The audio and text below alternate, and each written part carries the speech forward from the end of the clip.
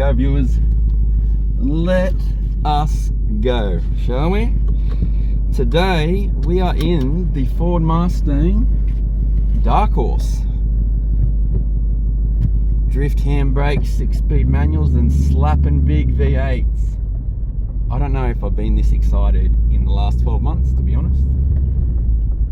And let me tell you, this thing does not disappoint you guys. So, let's get into it, eh? We shall start with the boot, the back, and everything in this cockpit. And then we'll get into the driving. Oh, can you hear that, guys? Oh, you're in for a treat. Let's go.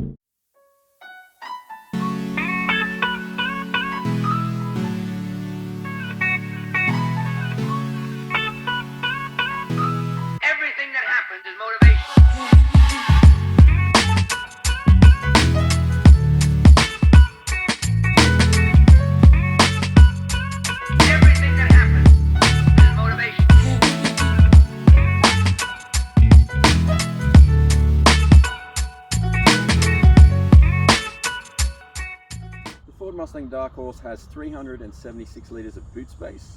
You can double tap the key fob to unlock, or there is a hidden button just down here, it's a touch button.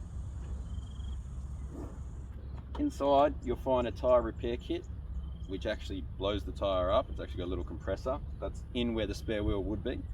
And then on the right side you have your subwoofer, which looks like a 10 or 12 inch. It actually works really well, although I haven't used it much because of the lovely exhaust. Plenty of room in here, guys. You could probably fit 2 sets of golf clubs. It's an unreal amount of space. So definitely very handy. Also, one other little trick I found, because I've loved washing this thing, you can fit a bucket and wedge it under the left hand side so that it doesn't rattle around. Handy tip.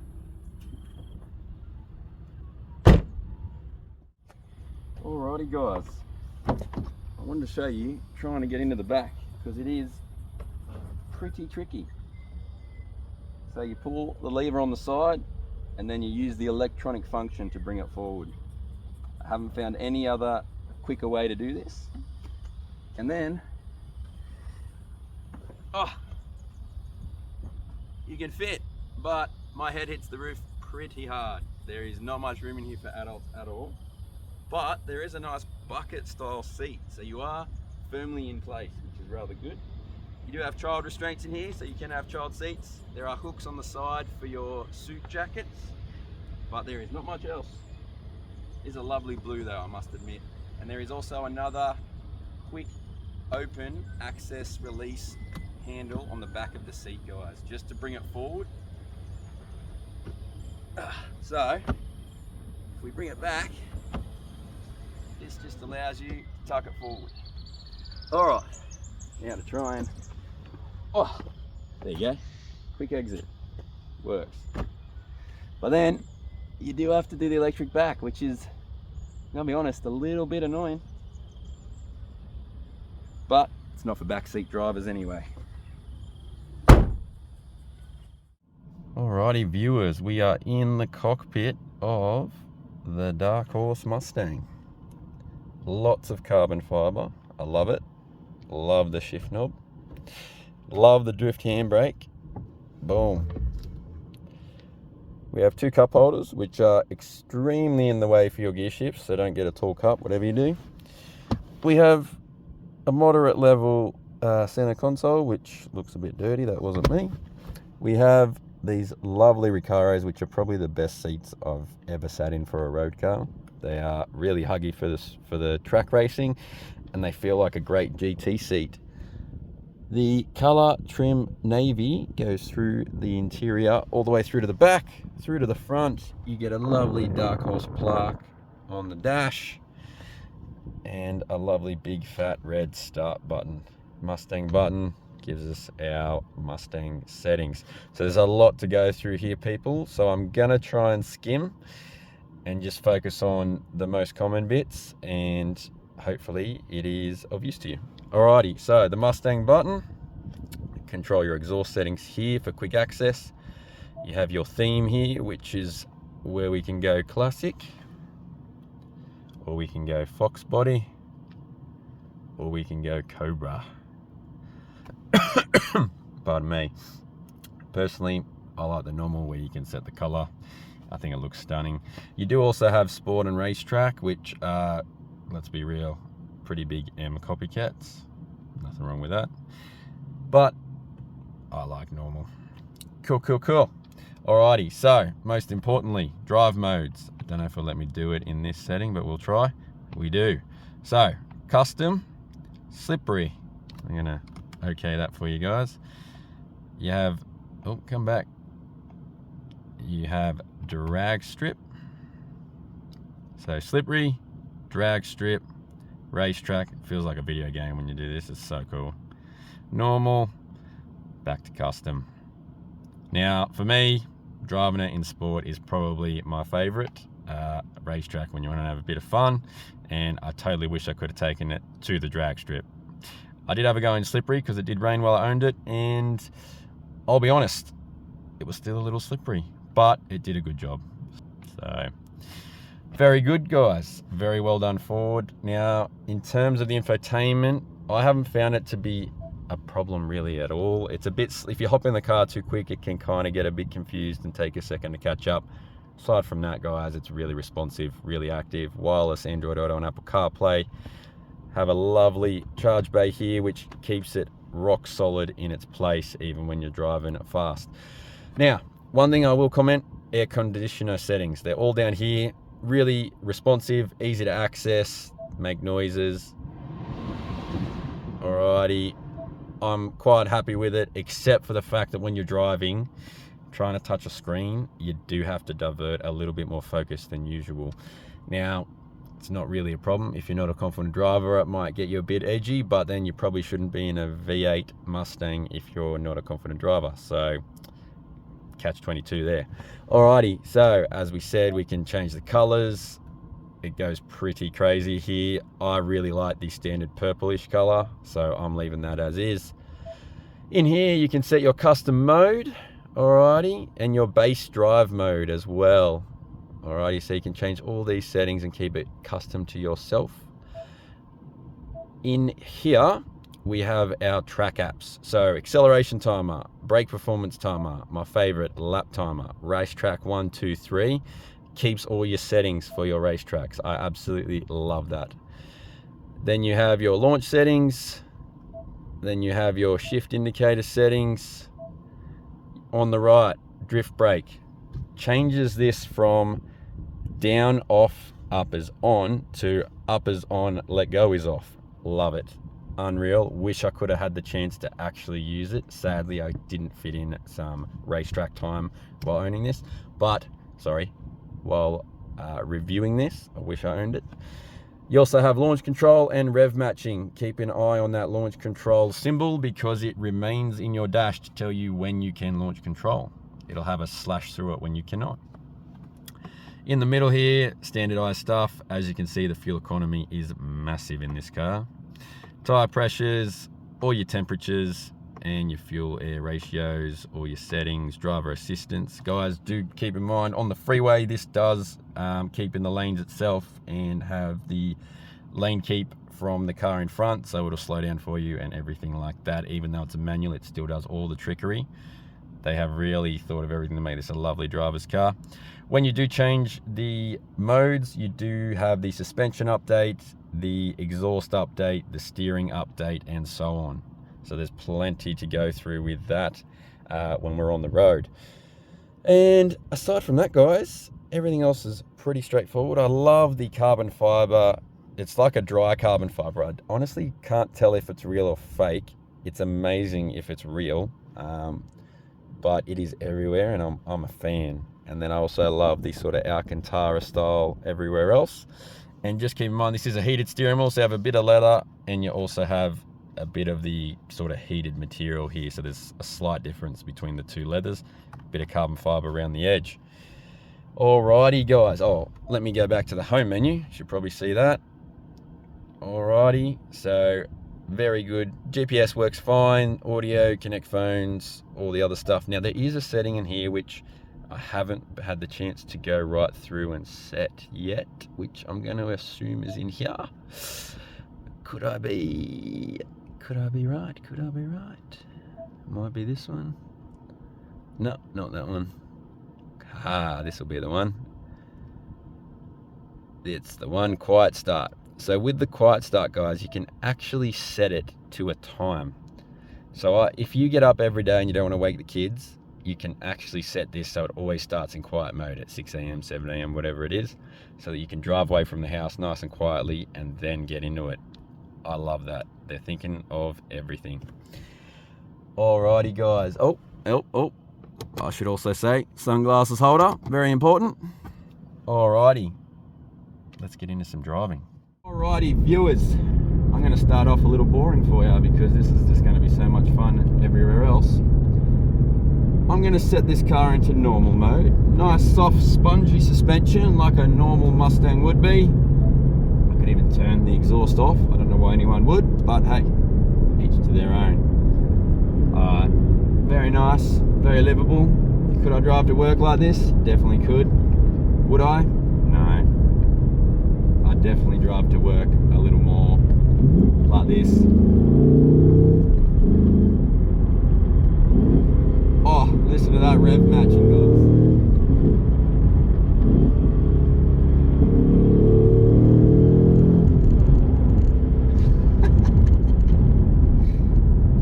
How can that not put a smile on anyone's face? Honestly. Muscle cars, they are just fun. But what is most fun about this car? What makes this car, what makes the Dark Horse what it is? I'm going to tell you. What it does, it gives you a car that is just a no-nonsense hooligan. It literally, it's like the hold my beer of the group, right? You want to go drifting? Hold my beer. I'll do it. You want to go to the racetrack? Hold my beer. I'll slap some BMWs. Let's go. Or say you want to go to the racetrack, the drag strip. Oh, hold my beer. We got this. You get where I'm going? It does everything. This is finally a Mustang that can do everything. Mustangs are known for drag strips. They know they're good at that. But this one corners. It hooks up, it corners, it grips, it brakes. It's so flat, guys, especially in racetrack mode. And you just never get over the sound, guys. The sound, my God. Look at that. That is just fun. This car is just the epitome of fun, guys. The decadence of a V8 with the epitome of fun. And I truly believe it lives up to the Dark Horse name because you just think it's a Mustang. But once you drive it, this ain't no normal Mustang. This is something special, guys. Very special.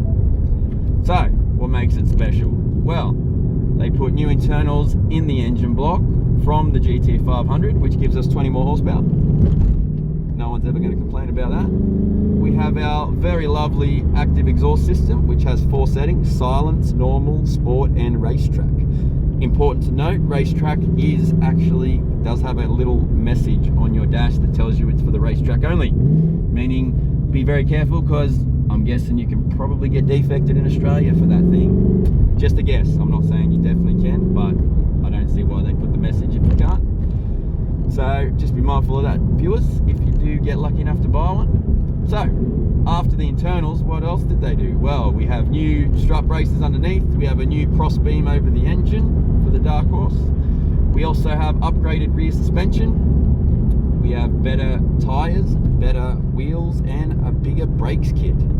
Believe it or not, this brakes kit's actually the same one that's on the MC20, but just in steel form instead of carbon ceramic. Go figure that. And you can tell because, oh, she stops. She stops, let me tell you. She stops and then she goes. And wowee, this thing is just stunning. You know what else is exceptionally stunning about it? The air conditioning is actually unreal. Like, it is a really good unit. You want it to get cold in here, it gets cold real quick. I've actually found that about most American cars. Their aircon seems to always be pretty good. Now, what other features do we have, guys? Well, in racetrack mode, you do have no lift shift. So when you're changing gears, you can keep the throttle on and it will just plow through. And it makes a stunning sound when it does that. It really does. As you know, you have launch control, you've got drift mode, you've got acceleration and brake timers and all the rest of it. This thing will do everything that is fun. What's the cost? Well, the cost is, it's a limited run unit, and from what I've heard from the Abyss at the moment, everything's been snapped up. There was 1,000 units and they're all gone. When I say gone, you still have the second-hand market, so keep an eye out. There will be some markup involved though, so you have to be willing to pay it. Now, who should buy this car? Why would I buy the Dark Horse, or why should I buy the Dark Horse? Well, I should also take this moment to apologise, viewers, for my throat. I'm getting over a bit of a cold, so I hope it's not too annoying for you. Who should buy the Dark Horse? The Dark Horse is for a very serious, 1, Mustang enthusiast, 2, racetrack enthusiast. If you're not going to the racetrack, do not buy the Dark Horse, because you do not need to. 20 horsepower on the standard one is not enough to warrant needing to buy this model just to hone it, just to go to the shops and back. It makes no sense. All that extra track trickery makes no sense. But for the track person, this is perfectly equipped to do it all day long. Now, the first thing, if anyone's already got a Mustang and has been to a racetrack, the first thing they're going to be thinking about is overheating, because a big V8 and a heavy car like this usually tends to get hot. Well, on the Dark Horse, you have a new rear diff, which also has its own radiator. You have the Tremac gearbox, which also comes with its own radiator. You have temperature gauges on your cylinder heads, as well as throughout all other areas of the car that are pretty standard these days, like your airflow. Let me go through actually. Let me go through the literal page. Cylinder head, engine oil temp, axle oil temp, engine oil pressure, inlet air temperature, air fuel ratio, vacuum, battery voltage. That's a lot, guys. And then you can go into the auxiliary gauges in the dash and program your G-forces and everything to be on the screen while you're racing. This thing just, it just screams fun, guys. It screams fun, it screams seriousness at the same time. Carbon fiber ever end, the dry style carbon fiber too. These lovely Recaros, these are some of the best seats I have sat in. I love them so much. This car is a no-nonsense hooligan that can do whatever you want it to. And the only two things you've got to pay as a price for that is, 1, the actual price now, because they're going up. So I'm going to talk about the price I can find on car sales at the moment, guys. And they are ranging at the moment from anywhere between $132,000 to $150,000. That is the active price that you'll find on car sales today. Now, I listed earlier in the video the MSRP price, the price they were when they came out. So just keep that in mind, guys. That's why there is a different number that I'm telling you right now. If you're already on a wait list, then obviously you'll know the price already. And if you're not, definitely talk to your Ford dealers, because there are people who are selling their spots and swapping and all the annoying things that people get to do when they pre-order limited run cars. I'm actually spewing this as limited run. This should be a standard model. I absolutely love it, and I think that there would be a mammoth amount of sales. But as we know, emissions are pretty tough these days, and while I am not saying for sure, I do understand it to be an issue to do with emissions as to why we only get limited runs these days. So it sucks, not gonna lie, it sucks. I don't like it. But what does that mean? It means your car will be exclusive and it will retain value, which is always a good thing, especially when it's a track car. Just going past an ambulance, always good in busy traffic. Alrighty, so on top of that, guys, I want to give you an insight as to how this car feels when you're in it. I think I've got as many, if not more, looks as I have in some supercars. Everyone's like, what the hell is that? Probably due to the paint.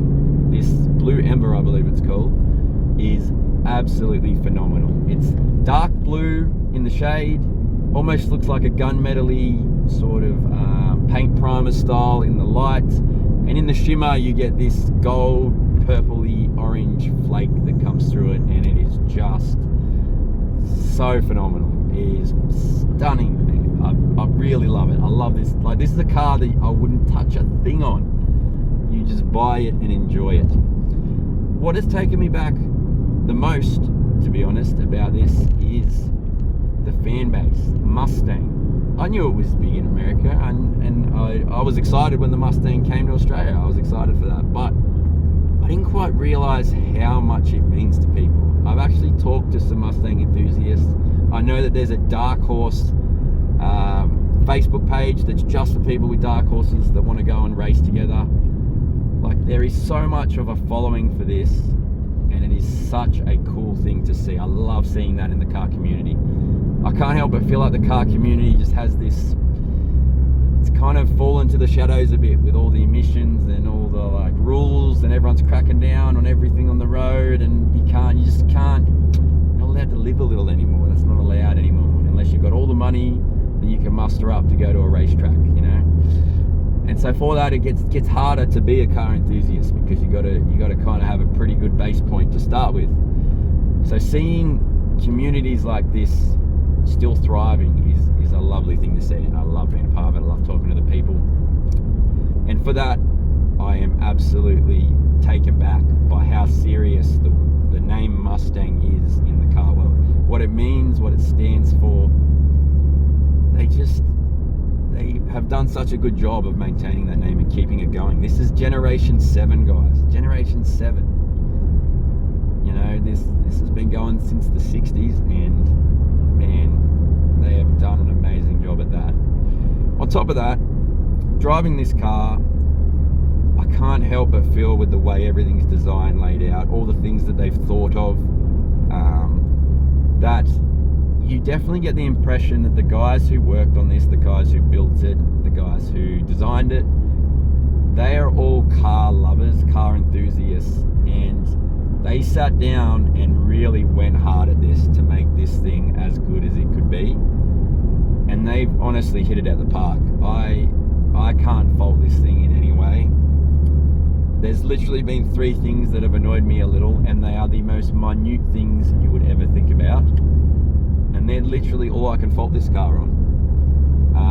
There's 2 things that obviously will come with this car that are expected, and that would be fuel consumption and tyres cost. You're going to be up for a lot of money to put tread on this. You got 2 5.5s, I think it was, at the front, and 2 7.5s at the rear. You're going to be up for some money when you replace the tyres, and you're going to need sticky ones. On top of that, the fuel consumption. I've obviously driven this hard and easy throughout the week to get to understand the car, get a feel for it, all those types of things. What I have found is I can't get it below 17. It just loves the 17 mark. Now you can get it down into the 15s. On the sticker, you can get it to the 15s, but I would imagine you would have to turn off all the rev matching, leave it in normal, put the exhaust on quiet, probably even. You really would have to just dial everything back to nil and drive it like that for at least a couple days to a week before you would get anywhere near a 15. That's just my honest feel, guys, from my driving. And let's be real, if you're buying this car and thinking about fuel consumption, you're buying the wrong car, because you're going to be doing this a lot, and you're going to love the hell out of it. I love just going even down a gear with the rev match. It's that good a noise. This car is just perfectly sounding, and I think for sure it's the double massive throttle body intakes combined with the upgraded internals and then that exhaust. That's what gives this thing its lovely, quick responsive note. You can literally rev this to 7.5 grand now. It's not some lumbering V8 that revs to 5 or 6. It's actually got real revs in it. It'll keep going and going and going. One thing I should bring up on that is, if you're someone looking at track cars and you're wondering whether this fits your style or your type of driving, what I would say is this: if you want this car to enjoy on the road, you must understand something. 2 things you must be very aware of. 1, this car requires respect.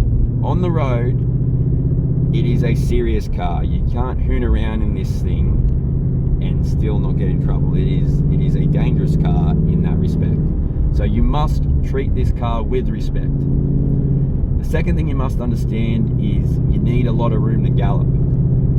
This car is extremely fast, okay? It's sports, it'll keep up with supercars around the track. It'll keep up with many sports cars around the track. From what I understand, they built this thing to slap some BMW M4s in track days. And let me tell you, it'll keep up with them. Pretty sure the M4 is still quicker in a straight line, but it will keep up with M4s around the track, if not beat them. So what you need to understand with that is to actually get up and go in this car, you need a lot of room. On the road, you'll barely be able to wind out a whole gear. So buy this thing if you're going to a racetrack. If you want a sports car for the road, stick to the lightweight guys. They're the ones for the road. These guys are real deals. These are no nonsense, proper track destroying monsters. And I can't get over how much I love it, guys. That's all I can really say. Yeah, this thing is just, it just makes you happy. I've been going to work and leaving every day, looking at the time, waiting for when I can get back in it. That's what this car gives you in terms of a feel. That deep down burn inside to just be in your car and enjoy your drive. You don't even need to drive fast. Just driving around and just rolling through the gears because of that lovely Tremec 6-speed manual. This gearbox is amazing, and it doesn't, at no point has it ever felt under stress. You drive this car hard, and when you pull a gear, it just catches everything that this car has to throw at it, and it never falters. And then they have the no lift shifting as well. It does everything you want it to do, and it does it without any there's no gear that it doesn't like. There's no crunching ever. It is just stunning, superb. They have really thought of everything and ticked every box with this. And my only gripe with it is, why did they only make us have 1,000? We need more. So hopefully in the future we'll see a new model, another model. You know, it might be the Dark Horse 2, it might have a different name, but hopefully we will get to enjoy another something. That is what I'm praying for, because right now I definitely can't afford the markup on one. I wish I could. Alright, so let's get down to some bare basics. 3 things that are a bit annoying. There are a few creaks in here already, and it's a new car. Now I think that's a pretty standard Ford attribute, and it's not bad by any means. I'm not saying that Fords are bad in that sense, but when you're paying what is now anywhere from 130,000, 150,000, rattles and creaks, you don't want that. I don't think they're bad by any means. I'm just putting it out there that don't expect it to be some Rolls Royce, alrighty? Now, I personally don't mind it at all. It doesn't annoy me enough to be a problem. I do find the seatbelt, having to grab it, it's pretty far back. It could definitely have like a little system like Mercedes have where it brings the seatbelt to you, and it does rub in that little notch that they put in there for it. The other one is the drinks, as I probably already mentioned. They're just a little bit in your way for the manual, so your gear shifts get a little bit distracted if anything exceeds the height of that cup holder. So your coffee's fine. Any kind of can or bottle is going to be a bit annoying, and there are no cup holders on the doors. So just keep that in mind.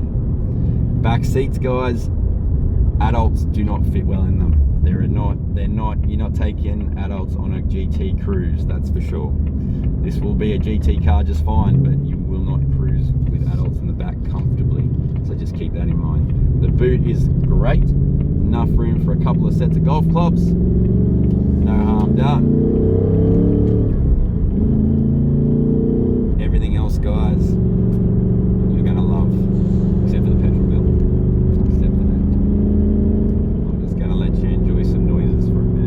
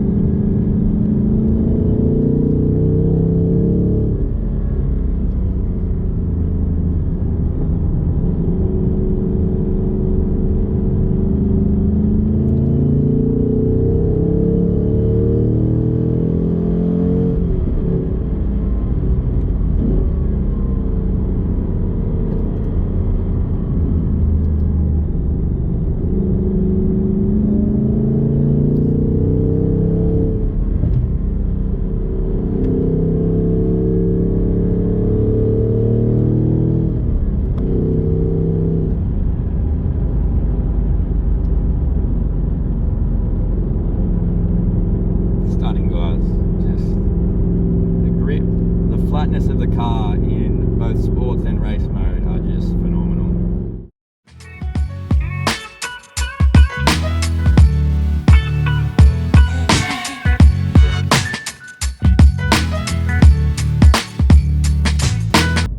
Thank you so much, Ford, for lending us this car. It is already all allocated for, and they still allowed us to show you guys what it's all about, and it just adds to what Ford want the Mustang to represent. It's the accessible car for people, it's the sports car for everyone to have fun and is affordable. So thank you guys for letting us do that. Thank you, Exhaust Notes, for the opportunity, and I'm very sad to be dropping this one back today. So I hope you guys enjoyed what I could give you. I wish I could have taken it to the track for you guys and shown you the drift handbrake and all that. I promise if I get a chance in the future, I'll try to. If I end up with my own, I'll try to do it then. Please like and subscribe. Any comments, please add them. Myself or someone from the Exhaust Notes team will definitely get back to you. Okay, guys? Thank you very much. See you on the next one.